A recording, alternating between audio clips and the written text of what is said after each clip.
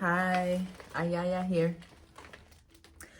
Let's read Dr. Seuss's sleep book.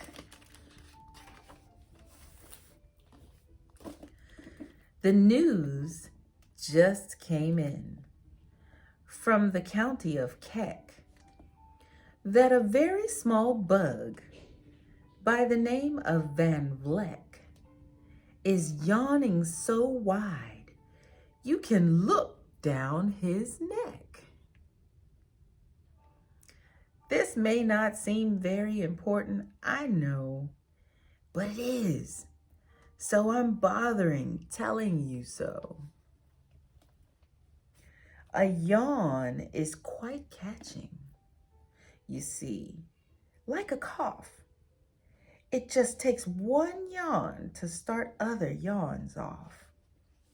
Now the news has come in that some friends of Van Vleck's are yawning so wide you can look down their necks. At this moment, right now, under 7 more noses, great yawns are in blossom. They're blooming like roses. The yawn of that one little bug is still spreading. According to latest reports, it is heading across the wide fields, through the sleepy night air, across the whole country, toward every which where. And people are gradually starting to say, I feel rather drowsy. I've had quite a day.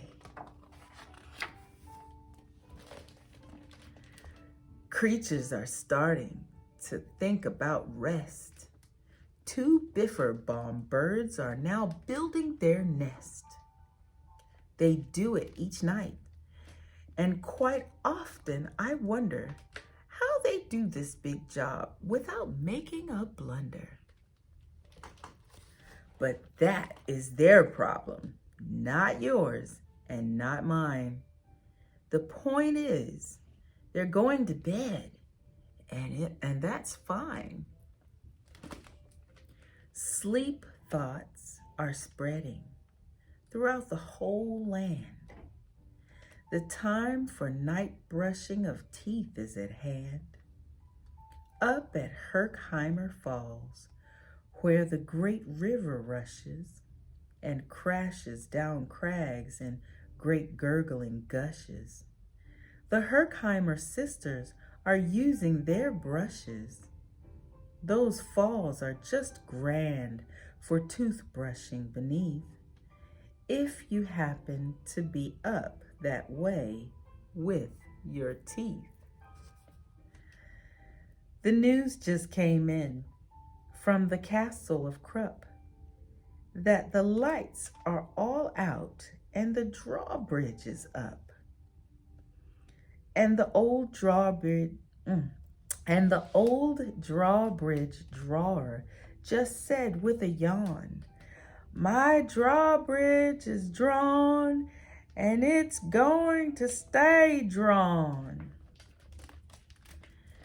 till the milkman delivers the milk about dawn. I'm going to bed now, so nobody better come round with a special delivery letter. The number of sleepers is steadily growing. Bed is where more and more people are going. In Culpeper Springs, in the Stilt Walkers' Hall, the Stilt Walkers' stilts are all stacked on the wall. The Stilt Walkers have called it a day. They're all tuckered out, and they're snoozing away. This is very big news. It's important to know, and that's why I'm bothering telling you so.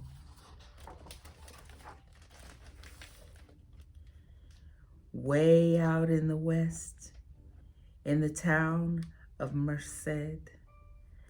The Hinklehorn Honking Club just went to bed.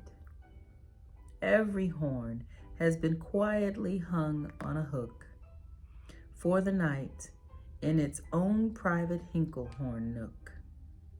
All this long, happy day, they've been honking about, and the Hinklehorn honkers have honked themselves out. But they'll wake up quite fresh in the morning, and then they'll start right in Hinklehorn honking again. Everywhere creatures are falling asleep. The collapsible frink just collapsed in a heap. And by adding the frink to the others before, I am able to give you the Who's Asleep score. Right now, 40,404 creatures are happily, deeply in slumber. I think you'll agree that's a whopping fine number. Counting up sleepers? Just how do we do it? Really quite simple. There's nothing much to it. We find out how many, we learn the amount by an audio tally-o count. On a mountain halfway between Reno and Rome, we have a machine in a plexiglass dome, which listens and looks into everyone's home. And whenever it sees a new sleeper go flop, it jiggles and lets a new biggle ball drop. Our chap counts these balls as they plop in a cup. And that's how we know who is down and who's up. Do you talk in your sleep? It's a wonderful sport. And I have some news of this sport to report. The world champion sleep talkers Joe and Mo Red Zoff have just gone to sleep, and they're talking their heads off. For 55 years now, each chattering brother has babbled and gabbled all night to the other. They've talked about laws, and they've talked about gauze. They've talked about paws, and they've talked about flaws. They've talked quite a lot about Santa Claus. And the reason I'm telling you this is because you should take up this sport. It's just fine for your jaws. Do you walk in your sleep? I just had a report of some interesting news of this popular sport. Near Finnegan Fen, there's a sleepwalking group which not only walks, but it walks a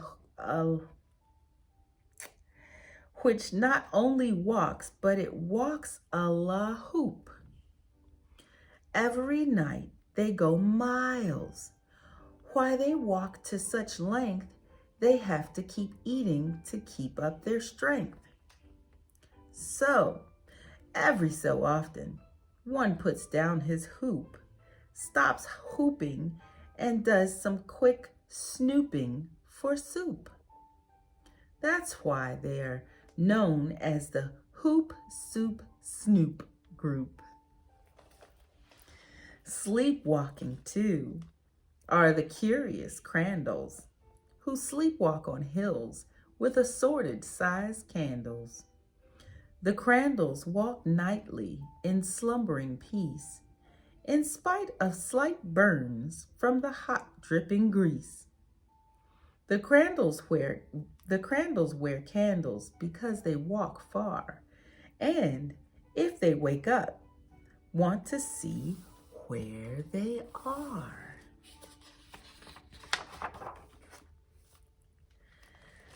Now the news has arrived from the Valley of Vale that a Chippendale mup has just bitten his tail, which he does every night before shutting his eyes.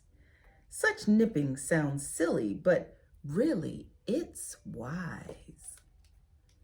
He has no alarm clock, so this is the way he makes sure that he'll wake up at the right time of day. His tail is so long, he won't feel any pain till the nip makes the trip and gets up to his brain. In exactly 8 hours, the Chippendale mup will at last feel the bite and yell, "Ouch!" and wake up. A Mr. and Mrs. J. Carmichael Crocs have just gone to bed near the town of Fort Knox. And they, by the way, have the finest of clocks.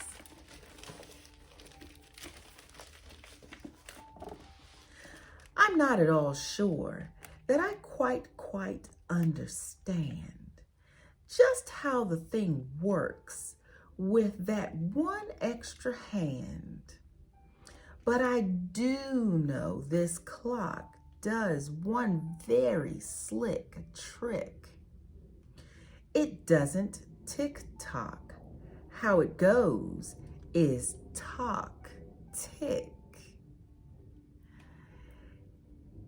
So with ticks in its talker and tocks in its ticker, it saves lots of time and the sleepers sleep quicker. What a fine night for sleeping. From all that I hear, it's the best night for sleeping in many a year.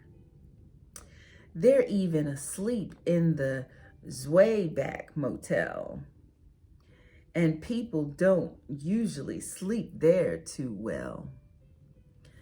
The beds are like rocks, and as everyone knows, the streets are too short. The beds are like rocks, and as everyone knows, the sheets are too short. They won't cover your toes. So, if people are actually sleeping in there, it's a great night for sleeping. It must be the air. It's a great night for snores. I just had a report of some boys who are tops in this musical sport. The snortiest snorers in all our fair land are Snorter McPhail and his Snore-a-Snort band. This band can snore Dixie and Old Suwannee River so loud it would make 40 elephants shiver. The loudest of all the boys is McPhail. He snores with his head in a 3-gallon pail. So they snore in a cave 20 miles out of town. If they snored closer in, they would snore the town down. Do you know who's asleep out in Funa Laguna? 2 very nice Funa Laguna baboona. We've added them into our Who's Asleep count, which has grown to a really amazing amount. Exactly 8,808,000 creatures are sleeping now. Isn't that great? A Jed is in bed, and the bed of a Jed is the softest of beds in the world, it is said. He makes it from pom-poms. He grows on his head, and he's sleeping right now on the softest of fluff completely exhausted from growing this stuff. The news has come in from the district of Duft that too oft are asleep and they're sleeping aloft. And how they are able to sleep off the ground, I'll tell you. I weighed one last week and I found that an oft is so light he weighs -1 pound. A moose is asleep. He is dreaming of moose drinks. A goose is asleep. He is dreaming of goose drinks. That's well and good when a moose dreams of moose juice, and nothing goes wrong when a goose dreams of goose juice. But it isn't too good when a moose and a goose start dreaming they're drinking the other one's juice. Moose juice, not goose juice, is juice for a moose. And goose juice, not moose juice, is juice for a goose. So when goose gets a mouthful of juices of mooses and moose gets a mouthful of juices of gooses, they always fall out of their beds screaming screams. So I'm warning you now, never drink in your dreams. Speaking of dreaming, I think you should note that the Bumbletub Club is now dreaming afloat. Every night they go dreaming down Bumbletub Creek. Except for one night every 3rd or 4th week, when they stop for repairs 'cause their bumbletubs leak. But tonight they're afloat, full of dreams, full of bliss, and that's why I'm bothering telling you this. At the fork of a road, in the vale of Vavode, 5-foot weary salesmen have laid down their load. All day they've raced round in the heat at top speeds, unsuccessfully trying to sell zizzers off seeds, which nobody wants because nobody needs. Tomorrow will come. They'll go back to their chore. They'll start on the road, zizzer-zoofing once more. But tonight, they've forgotten their feet are so sore.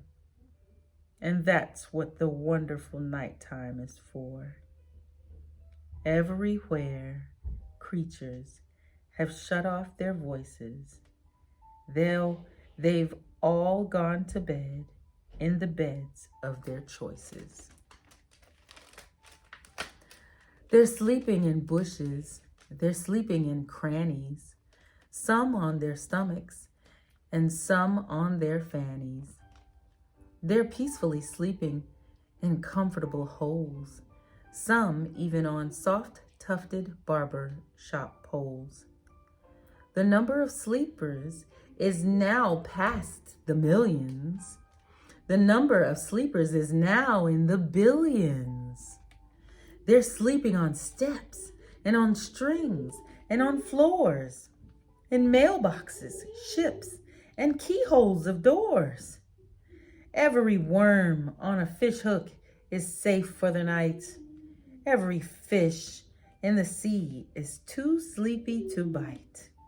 Every whale on the ocean has turned off his spout. Every light between here and far Foodle is out. And now, adding things up, we are way beyond billions. Our Who's Asleep score is now up in the zillions. 99 zillion, 9 trillion, and 2 creatures are sleeping. So, how about you? When you put out your light, then the number will be 99 zillion, 9 trillion, and 3. Good night. Sleep tight. Don't let the bed bugs bite. All right. Good night. Have sweet dreams. I'll see you next book.